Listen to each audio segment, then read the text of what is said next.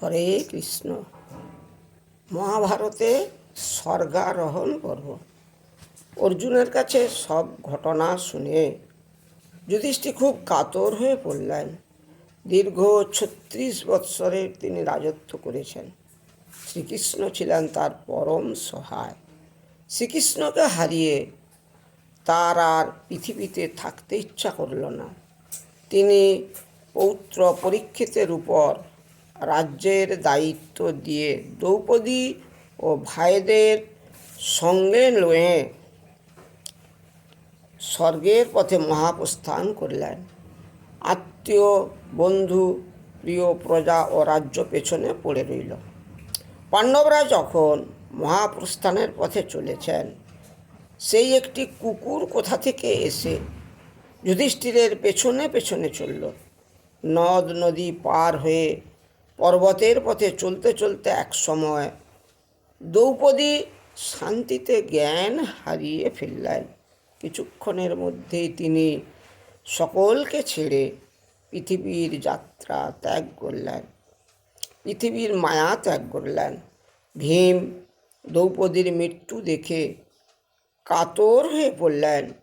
যুধিষ্ঠির বললেন, দ্রৌপদীর কাছে আমরা সকলেই সমান ছিলাম ঠিকই, কিন্তু তিনি মনে মনে অর্জুনকে বেশি ভালোবাসতেন।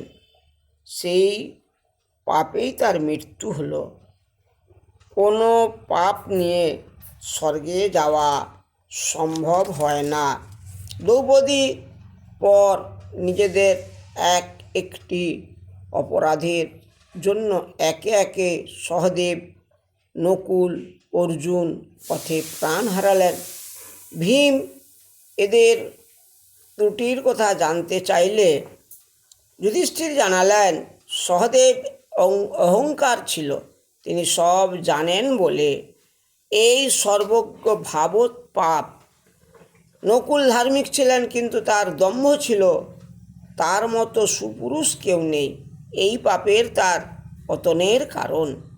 অর্জুনের ব্যাপারে যুধিষ্ঠির জানালেন, অর্জুন ধার্মিক ও সত্যবাদী ছিলেন, কিন্তু যুদ্ধের সময় তিনি প্রতিজ্ঞা করেছিলেন একদিনেই শত্রু সৈন্য ধ্বংস করবেন, কিন্তু সেই প্রতিজ্ঞা রক্ষা করতে পারেননি। প্রতিজ্ঞা প্রতিপালন করা ক্ষত্রিয়ের ধর্ম। তিনি ক্ষত্রিয়দের রক্ষা করতে না পেরে পাপগ্রস্ত হয়েছিল। ওই পাপেই তার পতন হলো। পথ চলতে চলতে একদিন হঠাৎ মহাবলী ভীমও পাহাড়ের ঢালে পড়ে গেলেন। পড়তে পড়তে তিনি বললেন, দাদা, আমি তো সর্বদাই আপনার অনুগত ছিলাম, আমার কেন পতন হলো? যুধিষ্ঠির বললেন, তোমার স্বপ্ন ছিল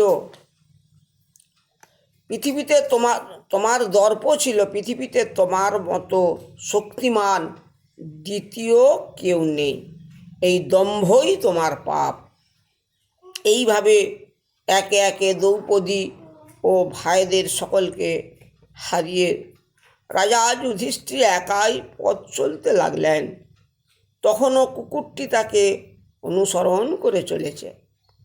এমন সময় দেবরাজ ইন্দ্র রথ নিয়ে এসে উপস্থিত হলেন তাকে স্বর্গে নিয়ে যাওয়ার জন্য। ইন্দ্রের কাছে যুধিষ্ঠির শুনতে পেলেন, দেহত্যাগ করে তার ভাইরা সকলেই আগে স্বর্গে গিয়ে পৌঁছেছে। এই কথাটি কে বললেন? না, ইন্দ্রদেব বললেন রাজা যুধিষ্ঠিরকে। খুশি হয়ে যুধিষ্ঠির কুকুরটিকে সঙ্গে নিয়ে রথে উঠতে উদ্যোগী হলেন, কিন্তু ইন্দ্র বাধা দিয়ে ওটিকে ত্যাগ করতে বললেন। যুধিষ্ঠির বললেন, দেবরাজ, কুকুর ইতর প্রাণী হলেও এই দীর্ঘ ক্লেশকর পথে সেই ছিল আমার একমাত্র সঙ্গী। আমি যেই দিন থেকে এসেছি সেই দিন থেকেই আমার সঙ্গী, কখনো সে আমাকে ত্যাগ করেননি। আমার প্রতি যার এত মমতা, তাকে ত্যাগ করে আমি স্বর্গে যেতে পারি না।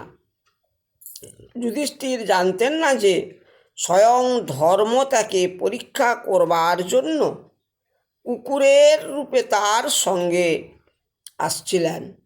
তার কথা শেষ হওয়ার সঙ্গে সঙ্গেই তিনি নিজ মূর্তি প্রকাশ করলেন। ধর্ম যুধিষ্ঠিরকে আশীর্বাদ করে বললেন, তোমার জীবন ধন্য। কুকুর ইতর প্রাণী হলেও তার মমতা ও ভালোবাসা তুমি সম্মান দিয়েছ। তাকে ত্যাগ করে তুমি স্বর্গ সুখও পেতে চাওনি। তোমার মতো ধার্মিকই একমাত্র সশরীরে স্বর্গে যাওয়ার উপযুক্ত। তোমার কল্যাণ হোক। এরপর যুধিষ্ঠির দেবরাজ ইন্দ্রের রথে চড়ে দেবভূমি স্বর্গে উপস্থিত হলেন।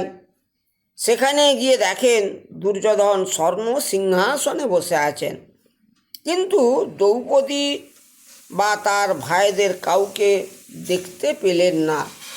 দেবর্ষি নারদ সেই সময় বিমর্ষ যুধিষ্ঠিরকে বললেন, ধর্মযুদ্ধে ক্ষত্রিয়ের ধর্ম রক্ষা করে দুর্যোধন প্রাণ হারিয়েছিলেন, তাই তিনি আগে স্বর্গলাভ করেছে। দ্রৌপদী সহ তার ভাইদের সামান্য পাপ ছিল বলে তারা নরকে কর্মফল ভোগ করছেন। সেখানকার ভোগ শেষ হলে তারা স্বর্গে আসতে পারবেন। যুধিষ্ঠির ভাইদের দেখতে চাইলে ইন্দ্র তাকে একজন দেবদূতের সঙ্গে অন্ধকার এক সুড়ঙ্গ পথে নরকে পাঠিয়ে দিলেন। অন্ধকার দুর্গ পথে যেতে যেতে যুধিষ্ঠির পাপীদের নরক যন্ত্রণার অসহ্য আর্তনাদ শুনে অস্থির হয়ে উঠলেন। বেদনায় ও মমতায় তার মন প্রাণ কেঁদে উঠল। এক জায়গায় এসে দেখলেন কর্ণ ও দ্রৌপদী সহ তার ভাইয়েরা যন্ত্রণায় ছটপট করছেন। তাই দেখে তিনি খুবই কাতর হয়ে পড়লেন। দেবদূতকে বললেন, আমি আমার আপনজনদের ছেড়ে স্বর্গে যেতে চাই না, আমি এদের সঙ্গেই থাকব। দেবদূতের কাছে সংবাদ পেয়ে ইন্দ্র জানালেন, দেবতাদের সঙ্গে করে সেখানে এসে উপস্থিত হলেন। ইন্দ্র যুধিষ্ঠিরকে বললেন, প্রত্যেক মানুষই ভালো এবং মন্দ দুরকম কাজই জীবনকালে করে থাকেন। ভালো কাজ পুণ্যকর্ম আর মন্দ কাজ পাপকর্ম, এটা প্রত্যেক মানুষই করে। কম বেশি পাপকর্ম সকলকেই করতে হয়, সেই কর্মফলের জন্য নরক ভোগও তাদের করতে হয়। তোমার আত্মীয় স্বজন, ভাই ও স্ত্রী সকলেই তাদের সামান্য পাপকর্মের ফলে কিছু সময়ের জন্য নরক ভোগ করছে। স্বর্গে ফিরে তুমিও তাদের সকলকেই দেখতে পাবে। যুদ্ধক্ষেত্রে দ্রোণাচার্যকে অশ্বত্থামা ছলনা পূর্ণ মিথ্যা মৃত্যু সংবাদ দিয়ে তুমি বলেছিলে, অশ্বত্থামা হত ইতি গজ। জীবনে এই একবারই মিথ্যে বলবার জন্য তোমাকে এভাবে নরক দর্শন করানো হলো। এবার তুমি স্বর্গ গঙ্গা মন্দাকিনীতে স্নান করে দিব্য দেহ ধারণ করে স্বর্গে যেতে পারবে। উতসলিলা মন্দাকিনী পর্বত স্পর্শে পৃথিবীর যত শোক তাপ যন্ত্রণা নিরানন্দ সব মুছে যাবে। ইন্দ্রের উপদেশ মতো যুধিষ্ঠির স্বর্গগঙ্গা মন্দাকিনীতে স্নান করে উঠলেন।